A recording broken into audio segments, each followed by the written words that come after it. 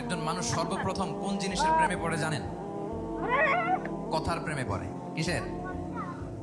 কথার প্রেমে পড়ে। কথার ধরন, কণ্ঠস্বর, তার অ্যাটিটিউড, তার শব্দের জাদু, এটা মানুষের হৃদয়কে জয় করে ফেলে।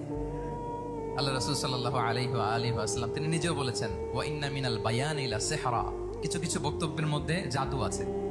তো রাসূল সাল্লাল্লাহু আলাইহি ওয়াসাল্লামের এই এলোকোয়েন্স ছিল, এলোকোয়েন্স। তিনি বলতেন, উতিতু জাওয়ামিউল কালিম, আল্লাহ তাআলা আমাকে সর্বমর্ম বাচন ভঙ্গির অধিকারী করেছেন।